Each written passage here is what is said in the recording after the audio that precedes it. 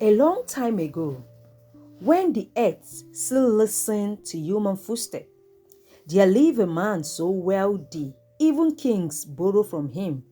They call him Oba Johnson. The billionaire of gold.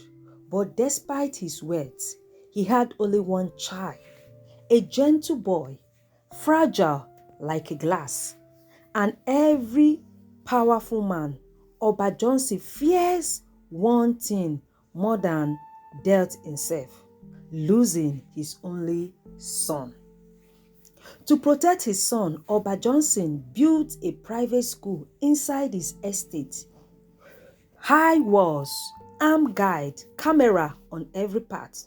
Only one teacher was allowed to teach the boy alone, Master Brown.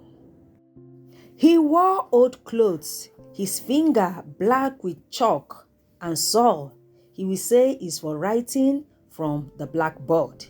His eyes were always red, as if he never slept. Yet, the billionaire Oba Johnson trusted him. Little did he know that trust will almost destroy everything. Everything. Every day, Master Brown taught the boy alone, behind the mango trees. No guys, no camera, only the child and the teacher. But the boy stopped laughing, stopped eating, began screaming in his dream. In his sleep at night, he would shout, "Don't take me there. Don't let me touch the mirror." When Oba Johnson asked in the morning, the boy said nothing. His lips sealed by fear deeper than words.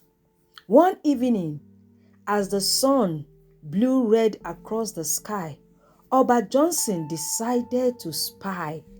Disguised, he walked silently to the behind classroom. When he saw the shock that root of his bloodline, inside Mr. Brown was not teaching letters. The floor was covered in white symbol drawn in arches. Bone lines the wall and cracked mirrors stood at the center. And the boy was standing inside a cycle of fire. His eyes rolled backward, his body shaking like a leaf in a storm. Master Brown chanted in a language older than earth itself.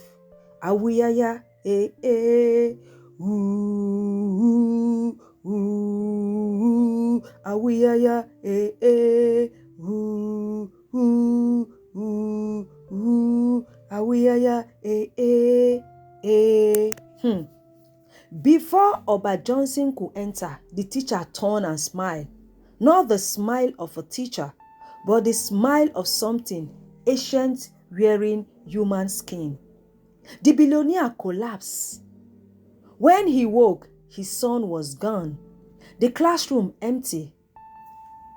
Mr. Brown vanished into thin air. Only one message remained on the wall. You paid your debts with your blood. By morning, the kingdom was in chaos. Guides searched forests. Princes consult oracles. Hunters follow footprints that disappeared in dust. Desperate, billionaire Johnson went where no rich man ever went to, the forests of forgotten spirits. There lived a blind sage older than the kingdom. When Oba Johnson told his story, the blind seer whispered, that teacher was not a man, he was a spirit merchant.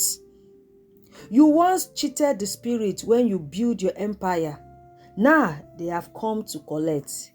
The only way to save your child is to offer what money cannot buy. At midnight, billionaire Johnson stood alone at the forest shrine. No guide, no wealth, no power, only a father begging. Begging. The wind turned cold. The mirror from the classroom appeared before him. Out of it stepped Mr. Brown, holding the boy by the wrist. The boy's body was alive, but his eyes no longer human. Oh, oh, oh. The little boy shouted, "Father, he said I belong to the other world." Oh, the teacher said, "You greedy man. Your greed built my prison. Your wealth feed my hunger. This child is my payment." Oba Johnson fell to the ground.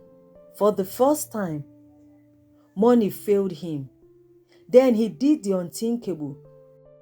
He offered his entire empire to the earth, his treasure to the shrine, his gold to the poor, his name to be erased.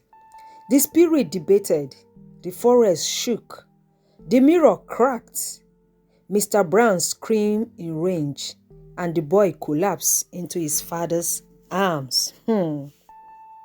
The billionaire turned to thank the spirit, but the bland seer words echo. Every bargain has a balance. The boy was alive, but Oba Johnson began to turn to dust, grain by grain, fading into the soil. His final words to his son: "Never trust what look harmless." And with that, the billionaire became nothing but earth.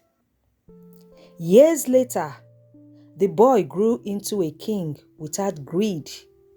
The mirror was buried beneath the shrine.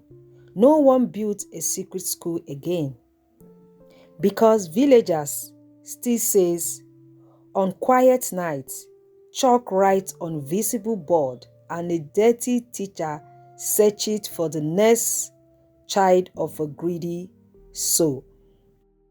Note, in this life, not every teacher wears wisdom.